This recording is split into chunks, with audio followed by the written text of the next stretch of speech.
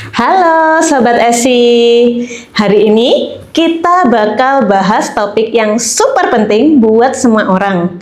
Apalagi buat kamu yang udah kerja, punya bisnis, atau mulai dapat penghasilan stabil, tapi masih bingung uangnya mau dikemanain biar bisa berkembang. Nah, jawabannya investasi. Tapi investasi itu nggak cuma saham atau kripto aja loh, ada banyak instrumen investasi dengan karakteristik dan resikonya masing-masing. Di video ini, saya bakal bantu kamu kenalan sama semua jenis instrumen investasi, dari yang paling aman sampai yang paling beresiko.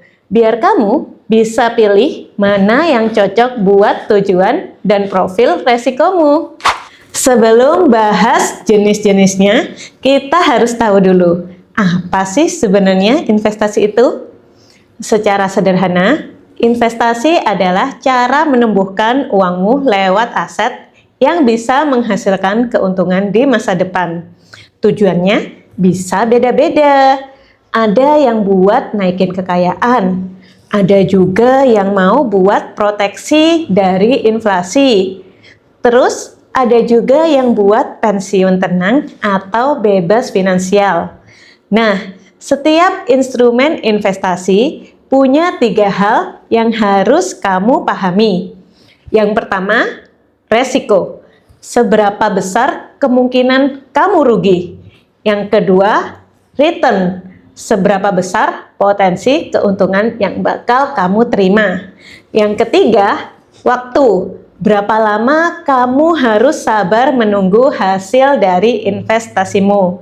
Konsep sederhananya, semakin tinggi potensi return, semakin tinggi juga resikonya. Oke, kita mulai dari yang paling aman, yaitu instrumen pasar uang. Investasi di instrumen pasar uang ini cocok buat kamu yang pengen investasi jangka pendek dengan resiko yang minim. Contohnya ada 3, yaitu deposito berjangka, reksadana pasar uang, dan juga sertifikat Bank Indonesia.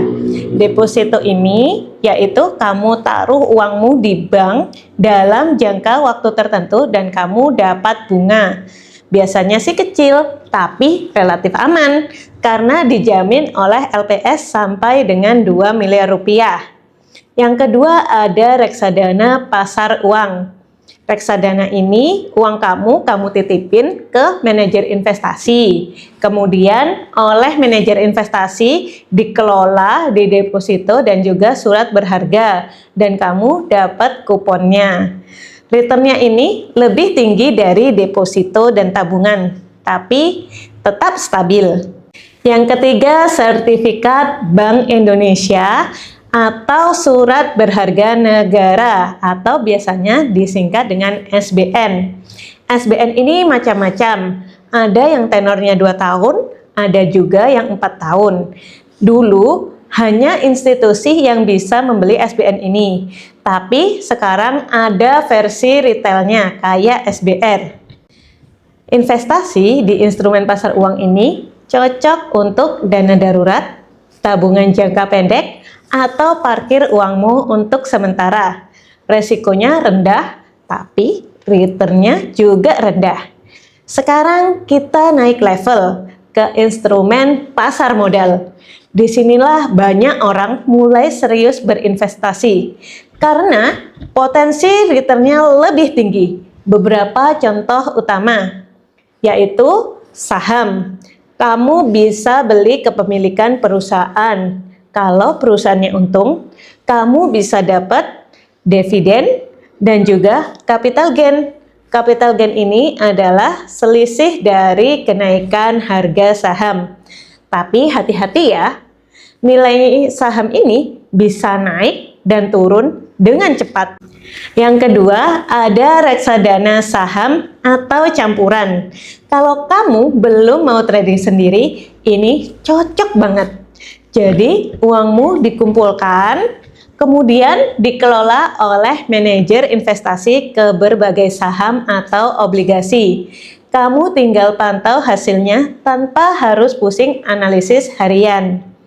Yang ketiga ada ETF atau Exchange Trade Fund.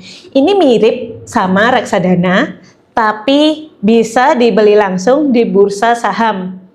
Kelebihannya liquid, transparan, dan cocok buat investor modern. Yang keempat ada obligasi SBR Ori Sukuk. Kamu bisa meminjamkan uang ke pemerintah atau perusahaan dan kamu dapat bunga tetap. Aman banget kalau kamu pilih yang dikeluarkan oleh pemerintah. Instrumen investasi ini cocok buat tujuan jangka menengah, yaitu 3 hingga 10 tahun. Resikonya sedang sampai tinggi, tergantung jenisnya. Tipsnya, mulai dari reksadana dulu kalau masih pemula, jangan langsung investasi di saham. Oke, sekarang kita bahas investasi yang bentuknya bisa kamu lihat dan juga kamu pegang. Contohnya ada properti dan emas. Properti ini bisa berupa rumah, ruko, atau tanah. Nilainya sih cenderung naik seiring waktu, apalagi di lokasi strategis. Tapi untuk investasi properti, kamu butuh modal yang besar dan juga aset properti ini nggak liquid, susah dijual cepat. Yang kedua ada investasi emas batangan. Emas ini adalah simbol klasik investasi. Kelebihannya nilainya stabil dan juga tahan oleh inflasi. Apalagi sekarang makin gampang karena bisa beli emas digital di aplikasi kayak Pegadaian. Kamu juga bisa beli emas batangannya langsung di Gerai Antam atau di e-commerce seperti Tokopedia dan Shopee. Kemudian ada juga investasi bentuk yang bisa dipegang seperti barang koleksi. Misalnya lukisan, jam tangan, dan juga mobil klasik.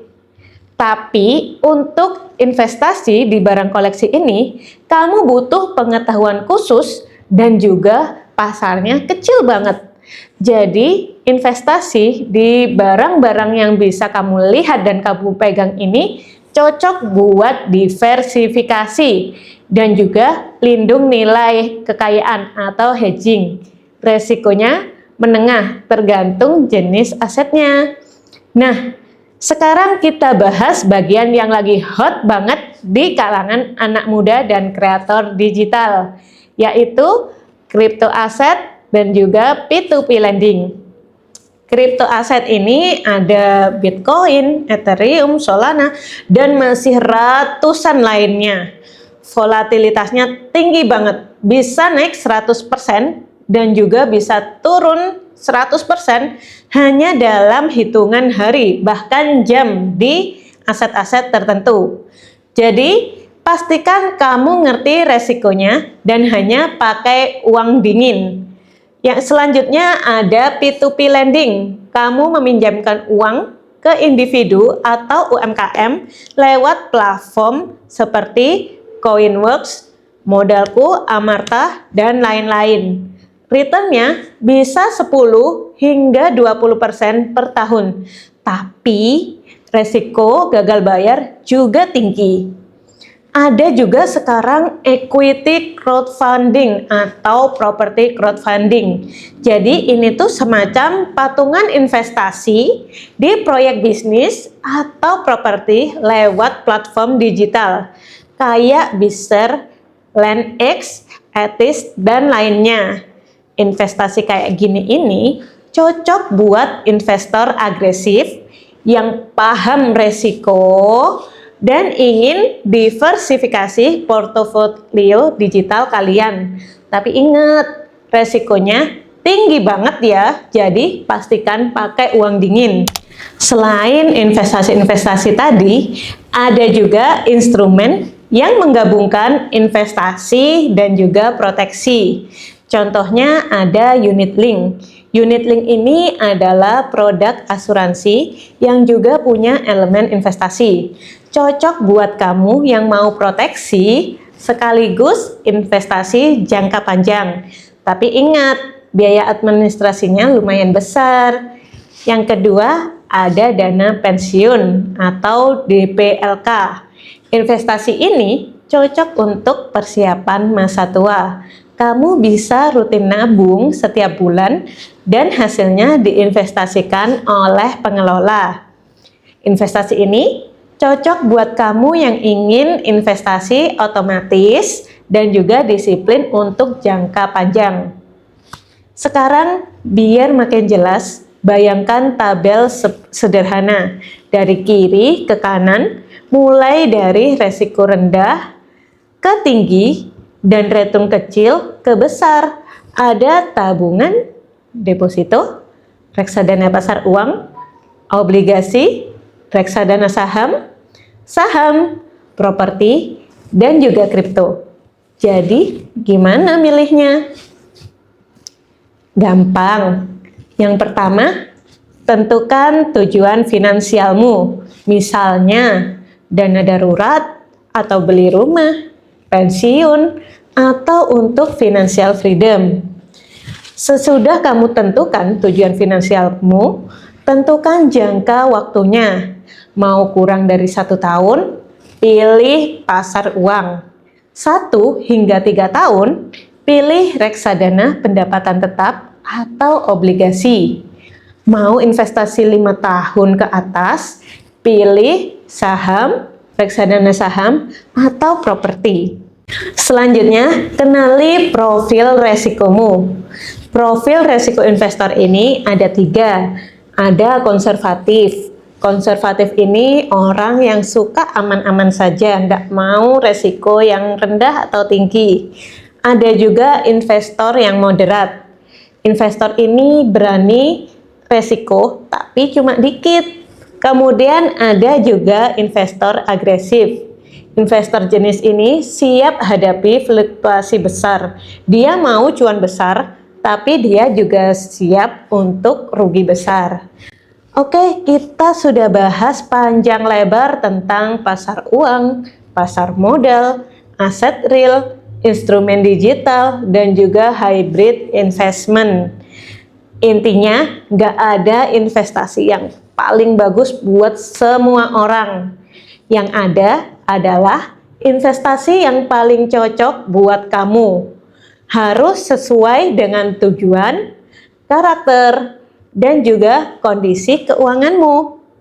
Intinya, untuk investasi, mulai dari sekarang dan belajar sambil jalan.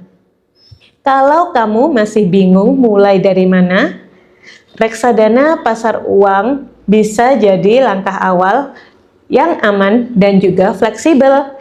Nanti setelah terbiasa, baru bisa naik ke saham, properti, atau instrumen digital. Dan yang paling penting, jangan menunda-nunda investasi karena takut rugi. Tapi pelajari, biar rugimu jadi pelajaran, bukan alasan untuk berhenti investasi. Terima kasih sudah nonton sampai akhir. Kalau kamu suka topik seperti ini, jangan lupa like, subscribe, dan share ke teman-teman kamu yang lagi mulai perjalanan investasi juga. Sampai jumpa di episode berikutnya. Stay smart, stay invest.